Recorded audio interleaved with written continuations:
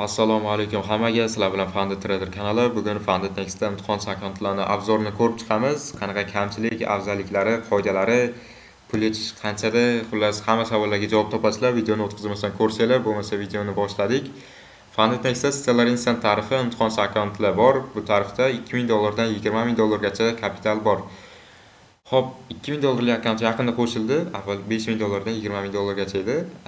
O'zi imtihon akkauntlarning kamchiliklari asosan narxida, loss limitda va consistency rule'da bo'ladi. Ko'rib turibsiz, bu joyda oddiy $10000 akkaunt narxi $299. Bunga ikki etapli imtihonli akkauntda bu narxiga 50 ga shot berib olsangiz bo'ladi. Narxi juda qimmat. Maksimal loss limit bu joyda 6%. Ikki etap imtihonli akkauntda bu 10% bo'ladi. Maksimal loss limit 6%, daily loss limit yo'q. Bu aslida sizga yaxshi bo'lib ko'rinishi mumkin, daily loss limit yo'q bo'lsa, lekin bu aslida yomon, chunki daily loss limit sizni momentida to'xtashga majbur qiladi, ya'ni minus ketidan minus bo'lishini oldini oladi. Lekin bu joyda yo'q ekan. Maximal loss limit tip trailing deb qo'ygan. Bu narsa o'zi nima? Bu narsa oddiy imtihonli akkauntlarda balance based bo'ladi, ya'ni loss limit joyda turadi. Trailingda bo'ladigan bo'lsa, foydangiz ketidan loss limit orqasidan quvib boradi. Ya'ni $10000 akkauntga siz $600 foyda qiladigan bo'lsangiz, loss limit bu joyda 6%, $600. Xullas $10000 akkauntga $600 foyda qilib, u $600 yana siz minus qilib qo'yadigan bo'lsangiz, akkaunt sizdan olib qo'yishadi. Ya'ni balans maksimal chiqqan cho'qqidan prosentga hisoblanadi minus 6% bo'lib. Bu tushuntirib bera oldim deb o'ylayman.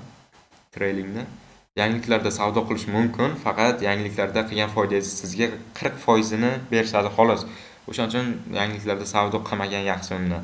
Vacant holding, ya'ni zelkalarda haftadan haftaga o'tkazish mumkin, faqat swap olib qoladi, komissiya oddiy.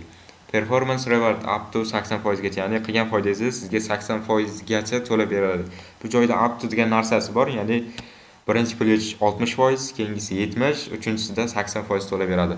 On demand reward bu nima degani? Bu siz qilgan foydangizni xohlagan paytda yechib olsangiz bo'ladi. Hech qanaqa 14 kun kut, 21 kun kut degan narsalar yo'q. Consistency rule. Aytganimdek, consistency rule yo'q. Bu haqida Telegram kanalida post qilingan.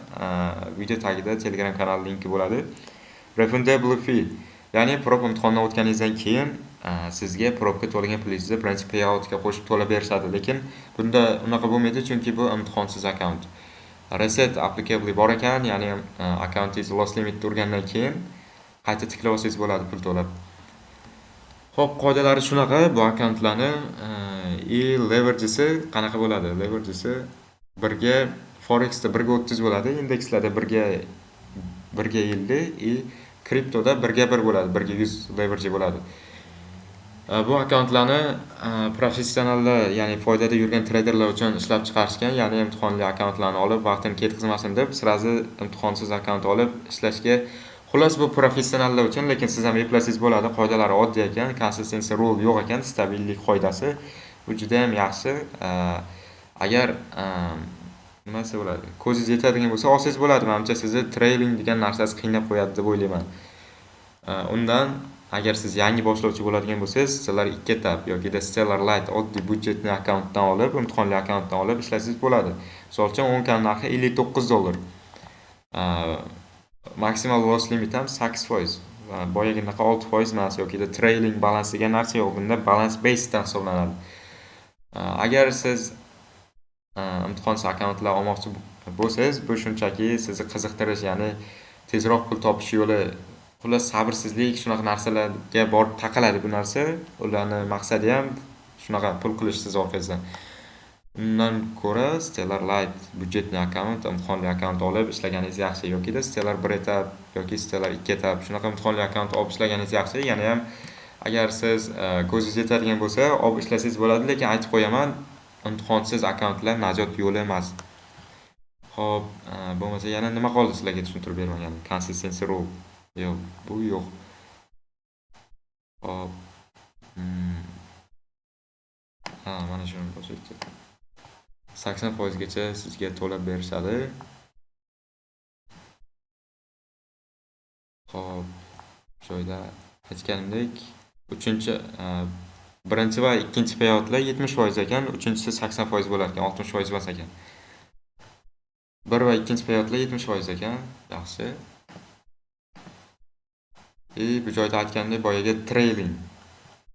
Aytgandek foydani orqasidan loss limit quvib boradi. Bu juda ham noqulay. Yana bir narsa, bu trailing balans qachon tugaydi? Qachonki siz shotga nisbatan 10% foyda qilasiz. Misol uchun $10,000 akkauntga $1,000 foyda qilasiz va 11,000 bo'ladi. 11,000 dan u yog'iga qilgan foydangiz misol uchun 300 yoki $400 foyda qilsangiz, o'shani yechib olaverasiz. Bu yoqda $1,000 turadi. Sizga blok balans depozit bo'lib qoladi. $1,000 da xohlasangiz yechib olsangiz bo'ladi, lekin akkauntingiz kuyib qoladi. Shunaqa. Agar siz imtihonsiz akkaunt olmoqchi bo'lsangiz, shu qoidalar bilan yaxshilab tanishib chiqing. Agar videoga yokida nimagadir tushunmagan bo'lsangiz, o'sha Telegramdan o'tib yozsangiz, Litskaga yokida Telegram kanalda to'liq qoidasi haqida ma'lumot berilgan. O'zim tushuntirib boraman agar tushunmagan joyingiz bo'lsa. Bo'lmasa videoni tugataman.